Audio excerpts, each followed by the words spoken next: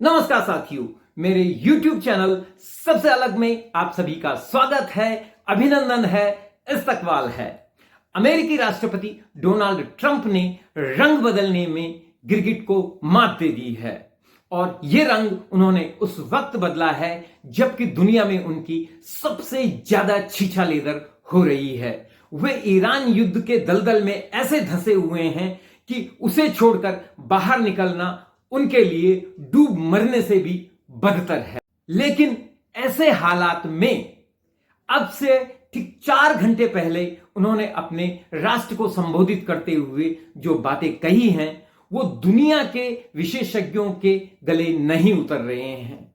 Donald Trump ने जब Iran पर इजराइल के साथ हमला किया था तो उनका मुख्य उद्देश्य वहां की रेजीम यानी वहां का जो राजनीतिक आधिपत्य है, राजनीतिक जो पकड़ सत्ता जिनके काबू में थी उनको हटाना, उनके परमाणु जो संयंत्र है उनको नष्ट करना और अपनी इच्छा की, अपनी पसंद की सरकार वहां बिठाना था। आज संबोधन में उन्होंने अपने देश को कहा कि जिस उद्देश्य से उन्होंने ये हमला किया था, ये कदम उठाया था, उसमें वे पूरी तरह कामयाब हुए। Their ability to launch missiles and drones is dramatically curtailed, and their weapons factories and rocket launchers are being blown to pieces. Very few of them left. Never in the history of warfare has an enemy suffered such clear and devastating large-scale losses in a matter of weeks. और उन्होंने ये 5 चीजें गिनाई कि Iran में regime बदल गई है, ईरान परमाणु शक्ति विहीन हो गया है, ईरान की नेवी खत्म हो गई है, ईरान अब इस स्थिति में नहीं है कि वो किसी पर हमला कर सके और सबसे बड़ी बात यह है कि वहां कट्टरपंथ समाप्त हो गया है। अब इसके उलट देखिए, ये उन्होंने गिनाए हैं, लेकिन इसकी विपरीत जो हकीकत है वो ये है कि दुनिया में जब से अमेरिका आजाद हुआ है तब से इतनी बुरी हार उसने, इतनी बुरी डिफीट और इतनी बुरी बेइज्जती अमेरिका ने कभी नहीं देखी है। अमेरिका की जान यूरो डॉलर है, अमेरिका की जान वहां की ताकत है, दबदबा है। और इस युद्ध ने शुरू से ही पहले दिन 28 फरवरी को छोड़ दिया जाए तो उसके बाद से हर दिन अमेरिका और इजराइल ने मुंह की खाई है।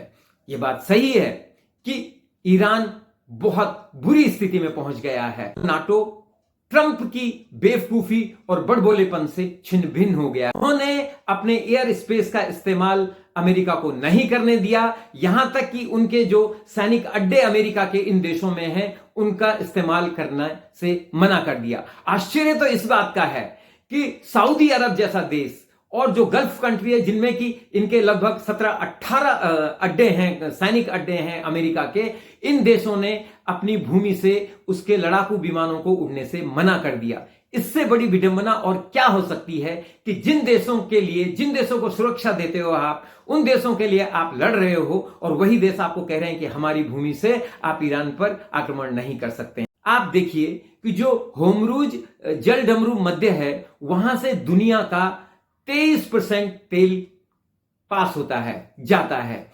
और युद्ध से पहले यानी इजराइल और अमेरिका के ईरान पर युद्ध करने से पहले यह क्षेत्र खुला था, स्वतंत्र था, कहीं के भी जहाज आ जा सकते थे यहां से। लेकिन अब ईरान ने एक प्रस्ताव पास कर लिया है कि इस पर पूरा उसका अधिकार है और जिन जहाजों को उनकी मर्जी नहीं होगी या वहां से गुजरने वाले हर जहाज को 20 करोड़ रुपया एक जहाज का टोल टैक्स देना पड़ेगा। अर्थात ये देखिए दुनिया को कितना बड़ा नुकसान हुआ है कि जहां से फ्री में जहाज जाते थे वहां से हर किसी देश को, बल्कि उसके दुश्मन देशों को, तो अमेरिका, गल्फ कंट्रीज के जो सऊदी अरब, ओमान और ये सारे देश हैं, इनको तो वो अलाउ जाने ही नहीं देंगे, लेकिन जो दूसरे लोग जाएंगे उनको 20 करोड़ रुपया देना पड़ेगा।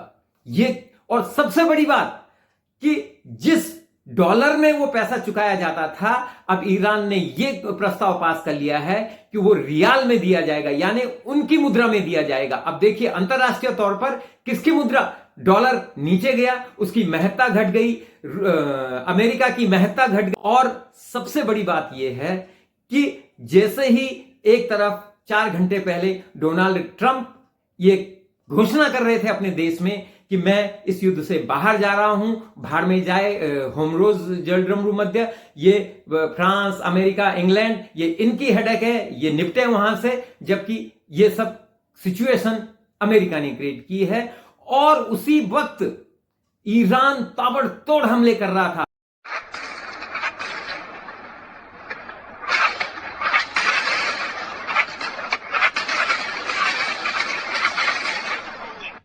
अंदेशा यह है कि यह छुप के अचानक वार करेगा, नहीं तो सीज फायर में क्यों 2-3 हफ्ते लगे। उन्होंने कहा कि अभी मुझे सीज फायर से बाहर आने में अभी 2 या 3 हफ्ते लगेंगे। सीज फायर में बाहर आने का मतलब घोषणा कर दीजिए और आप पीछे आ गए।